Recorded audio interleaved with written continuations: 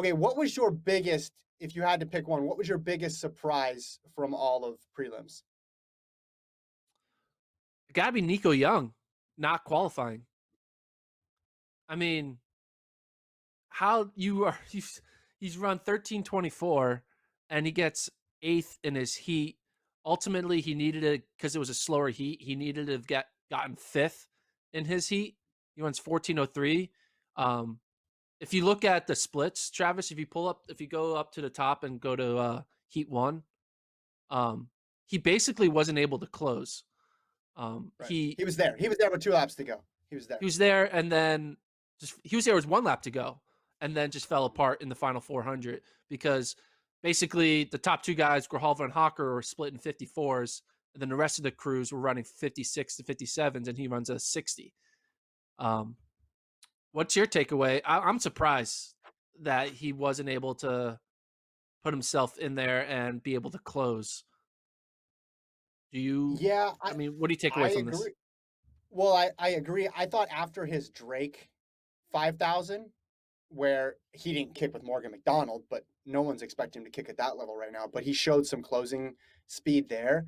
I thought that he'd be able to do it in this meet too. I guess if you're coming into outdoor, if you're like, okay, what's the worst case? What's the only real weakness Nico Young has other than experience, right? It would have been, hey, can he close like Grijalva? Can he close like Hawker?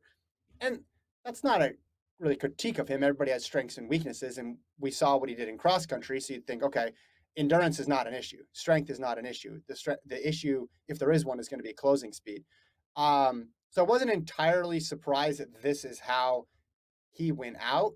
I'm guessing next time he'll put himself in a little bit better position, maybe ratchet it down a bit from farther out. I mean, it is interesting. I'm looking at these results here, and just because we're at this meet, uh, Abdi Ibrahim from New Mexico finished 1 spot ahead of him. Do you remember him from that Las Vegas cross country meet? He's the one who won the B heat. He was in the B heat in that Vegas race. Nico was in the A heat and gave Connor Mance all he could handle. Just interesting how they ended up right next to each other in this race all these months later. Your 5K is, I don't want to say falling apart because we still got a lot of big names there. We still got Grijalva, we still got Hawker, we still got Kiptu, we still got Cooper Tier. But I think your big, what was it? Your big 10 is basically down to 5 at this point. Yeah, I mean, you had Mance and Kurgat scratch, and now you Right. have, you know, Nico Young not make it. You have Eduardo Herrera, who was a 13:20 guy, not make it. Before we have a good comment here, and Patrick brings up a good point in the chat. How many tactical races has Nico been in so far in his career? He may just need championship reps. I agree. He Yeah. ran his high school career out front, pushing the pace. A lot of it was solo, crushing fields. Obviously, cross country, not much tactics involved there. Over 10,000 as compared to a prelim 5K. It makes sense that he would struggle. I was doing a little bit of research and I was comparing him because you and Travis had me on this assignment last week that I don't even know if it's going to happen now. Thanks, by the way.